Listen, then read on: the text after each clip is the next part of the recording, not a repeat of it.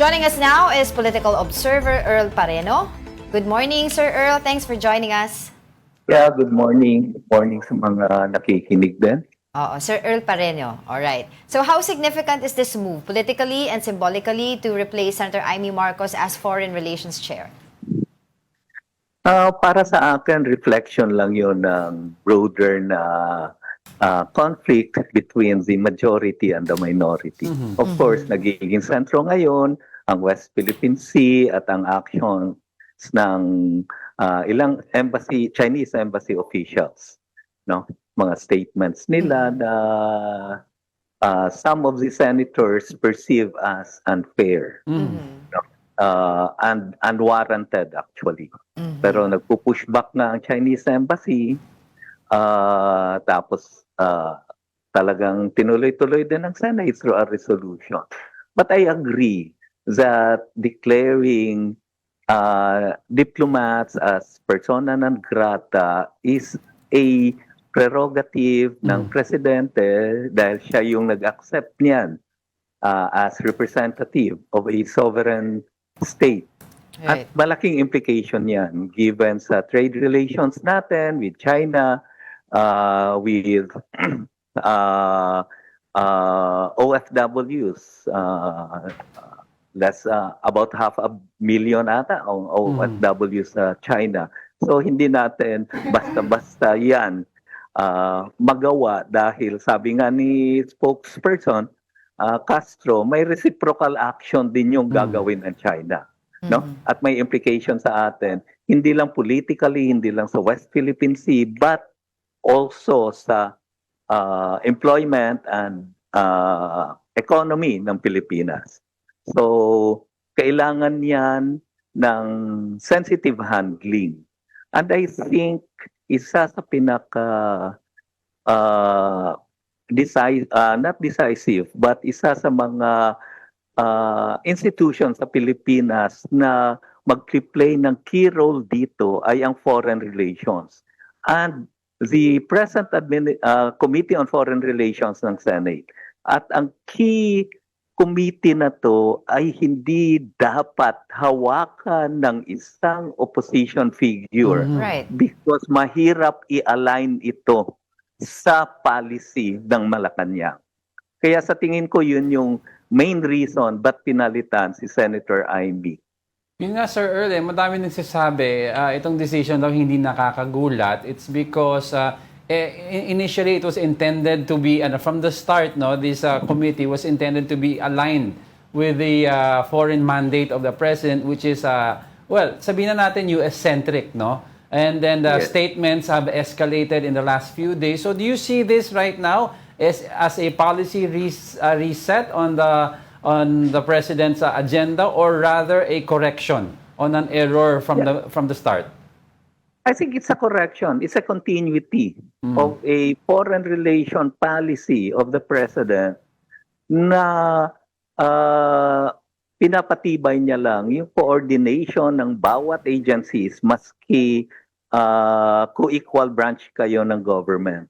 So kailangan yun pagtibayin dahil we could not present a policy na ang local players ay maingay na against this policy.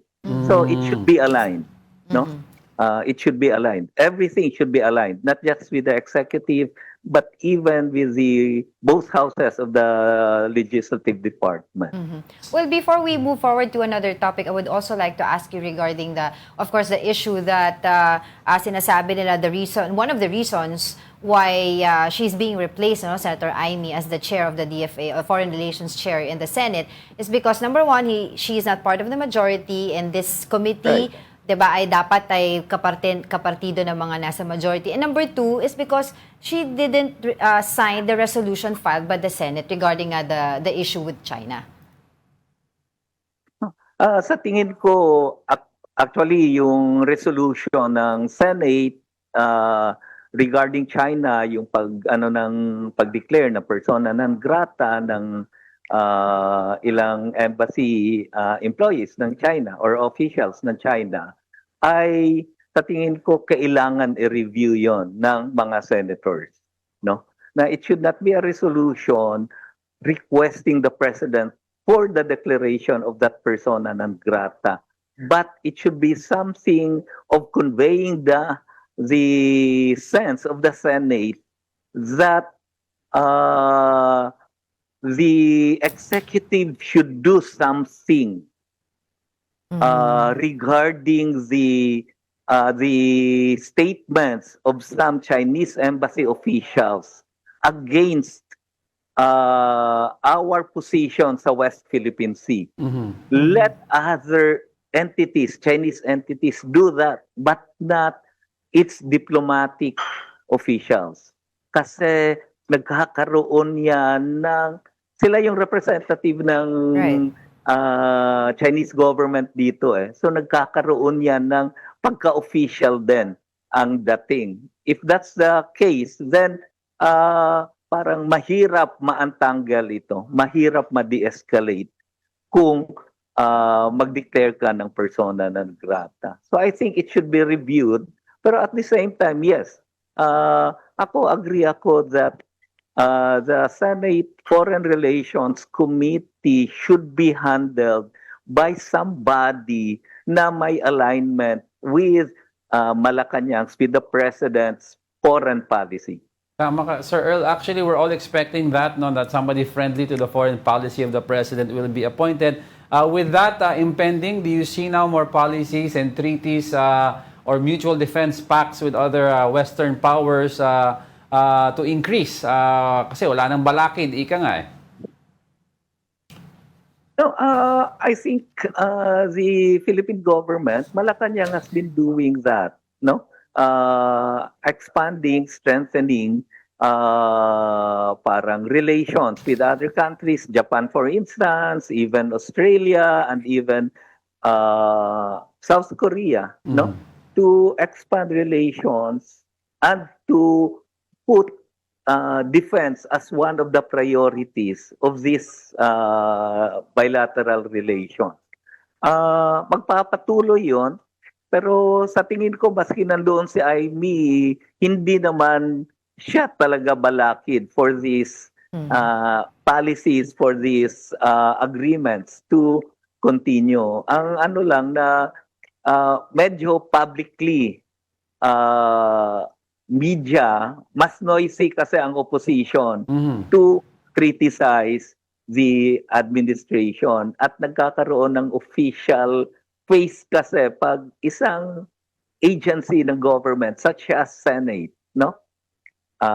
Isang co-equal branch, no, ng executive ng government ang mag-criticize sa policy na yun. So, sa ngayon, may alignment, so the noise can be turned down, no? Parang medyo hihina ang magiging impact nito pag wala siya sa committee. Parang unified voice na tayo, no, sir, no? Parang isa na lang ang tono In a natin. sense. Yeah. Yes, in a sense, yes. Yeah. Well, on another topic, sir, I would like to ask also your opinion about the recent ruling of the Supreme Court regarding the impeachment case filed against Vice President Sara Duterte. Ang impeachment case naman na yun ay sinasabing sa timeline ng Supreme Court, sinabi na sa first ruling ng Supreme Court na pwede lang kayo mag-file ulit ng impeachment case by February 7. At ito ay kinatigan doon sa Supreme Court ruling yesterday, no, the other day, no, na tama ang decision na inilabas ng Supreme Court sa ganung sa pag-file ng impeachment. So hindi pa rin ito tinitigil na by February 6 pwede na mag-file uli ng impeachment case against the Vice President. Kumbaga, go ahead po, sorry. Go ahead. So parang tuloy pa rin ang laban. Dahil respect naman, nag-file ang House ng MR just to clarify things. Pero hindi naman sila nag-pursue ng pag-file uli ng bagong impeachment case, no? So, ina-expect ng lahat by February 7 onwards, may bagong impeachment case na i-file sa House against the Vice President. Right. Kumbaga, procedure ang in question here regarding that ruling, not Yes. taking away na kung innocent ba siya or not doon sa complaint against her. Yeah, it's procedural, no? It's about timing, it's about interpretation of the provision of the law that pwede lang mag-file ng impeachment case once every year, no? So kung may na-file na, this has something to do with preventing yung parang guluhin mo lang ang buhay ng tao. So you file and file ng mga impeachment case against that official. So once a year, yun yung provision ng batas. Pero yun nga po, medyo hati po kasi yung opinion ng mga legal luminaries or mga constitutional experts regarding this decision because sabi nga nila, nagkaroon ng judicial overreach by the Supreme Court deciding on the procedures, internal procedures of the House of Representatives. So your take on that? Yeah, correct. Pero ang interpretation na yan is only with regards sa first impeachment case. Hindi naman nag-overreach sila ang Supreme Court, I think, na bawal na after February 6 ang pag-refile ng mga impeachment cases, no? Pinayagan naman 'yon, pero yes, I think ang decision kasi na pinonente ni Associate Justice what's that? The first case, no? Leonen. Si Marvic Leonen, no? Associate Justice Leonen ay sinasabi lang ang pagbilang ng days para ma-determine kung 1 year may na-file na ba na 1 year or before 1 year ito final, etc., etc. No? So sa tingin ko lininaw lang naman. Hindi ako abogado, Yeah. pero sa tingin ko may sense din naman yung inilabas ni Senior Associate Justice. Yun, and itigil na lang muna, pero pagka-expire nitong deadline na ito, yung limit na ito, ay pwede naman mag-file ulit. Actually, na-experience din naman yun ni Associate Justice, di ba? Yung pag-file ng mga case against sa kanya noon. Yeah. Kaya sa tingin ko, yun yung prevent niya na ma-experience ng mga ibang officials. Pero in a related matter, sir, na moving forward, meron tayong 2 complaints against the 2 highest officials of the land, si President Bongbong Marcos and Vice President Sara Duterte. Ang tanong dito, how does these optics na halos the first time in history magsasabay ang complaints for the 2 highest officials in the land, how will this affect yung political landscape both locally and internationally? And also sa panig, of course, ibangga na rin natin, sa panig ng China, they will say na, kita mo, there is a power struggle, there is a power vacuum in that country. Yung sa China muna tayo. Ang sagot dyan, same to you naman. May power vacuum, may power struggle din naman nangyayari sa kanila. So I think hindi nila i-erase yun. Pero ano yung political landscape? Kasi everything now is about 2028. Yes, Right. correct. So talagang pinupush ng bawat kampo na sila ang pag-uusapan. At ang pagdidemolish ng bawat camp ang objective nila ngayon. One of the objectives ng magpa-file ng impeachment case against the Vice President ay hindi na siya makatakbo ulit. So it will create a big problem for the Duterte camp. Yung naman, yung pag-file naman against Bongbong, no? Dalawa yung cases na final din against Bongbong. Ang first is para ostensibly para maprotektahan siya na wala nang mag-file uli. Pero inaccept naman nila ang filing ng other groups against Bongbong. So, I don't know paano i-decide yon ng Committee on Justice and eventually the plenary ng House, no? I-handle niya ba to, i-exclude niya tong medyo serious na impeachment case, yung parang ilang days na antala or na delay on sa first case. I don't know, that's interesting to monitor, to watch. Pero lahat nga 2028 ang patutunguhan nito. So sa etong cases na to, again ako nadidismaya ako dahil parang ang Pilipinas kasi ngayon ang politics natin nagre-revolve around two camps lang eh. It's Yes. either Duterte or Marcos. That's Marcos correct. Duterte. There should be an alternative for the people, no? Outside doon sa dalawang camps na to. It's interesting you mentioned, So, sir, about the yes. alternative. No? Ang sinasabi nila, the only way to beat, which is the primary goal of a lot of people, the Duterte camp, is to see the President, Bongbong Marcos, makipag-alay sa alternative, sa center or sa liberal. Like an alliance between Ontiveros or Aquino with the Marcos would essentially create a new unity that would challenge the Dutertes.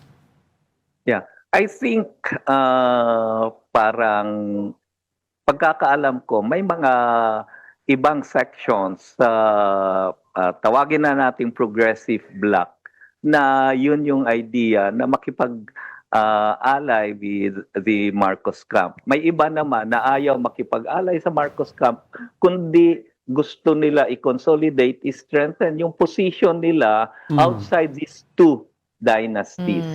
No? Parang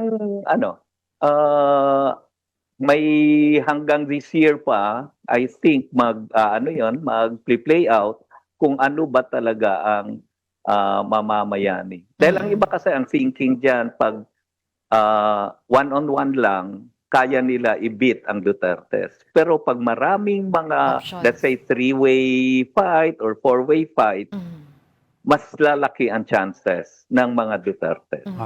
So, ganun yung parang equation na tinitignan nila. Pero sa akin kasi, there should be a clear parang position ang mga outside nitong dalawang camps ngayon, main camps ngayon. There should be a clear position sa mga plans and programs sa government for the people. This is not about anong dynasty ang